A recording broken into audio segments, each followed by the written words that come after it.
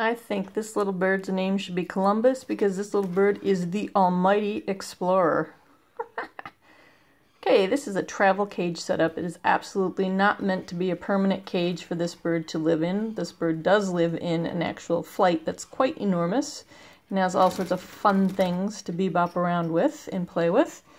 But this particular cage is set up to give a demonstration of what a really cool travel cage can be. Got lots of toys, quite a few toys actually, but they're all set off to the side, adhere to the ceiling or the sides so that this bird is not experiencing any head bops or shoulder swipes, which quite frankly could hurt. Little birds, even big birds, don't weigh anywhere near as much as the toys that we give them, and they need the toys. There's no thought behind that. They have to have their toys and they enjoy them very much, but this little munchkin plays throughout the entire cage, plays through all the toys, does a whole lot of exploring, which is a riot, and I've had a ball watching the little antics. There you go, right for the busy station. I love that. Whole body's upside down, stretching each of the joints, which is so important, like birdie yoga. Okay, honest to goodness. Are you having fun? Yeah!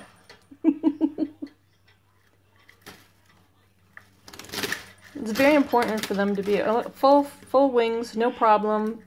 There's nothing in the center of this cage that is going to hold back or cause the bird to not be able to open the wings. I didn't say that correctly. I do not have a script. There you go, playing all throughout the whole cage.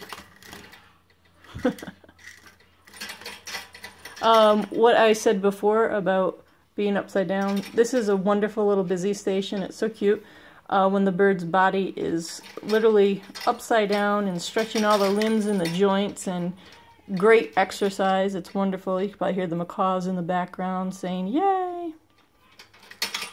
There you go.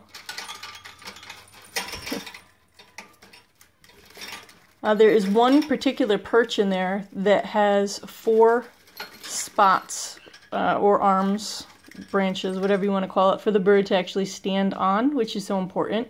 So I don't have too many branches in this cage. I don't want to overwhelm the cage, so you got to pay attention to what you're putting inside of it.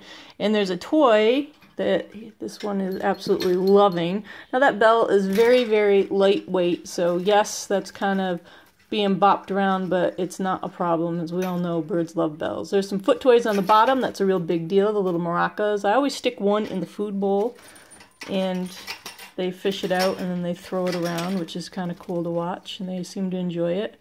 I had mentioned over here, right there, I'm pointing to it. I have some toys. It's the little straws upside down, sticking out at the end of the perch. I fastened it tight. Oh, getting a little water over there. That's a real great idea to have something right here at the end of the cage. Sorry, not at the end of the cage, at the end of a perch, so that you can avoid some of those poop launches.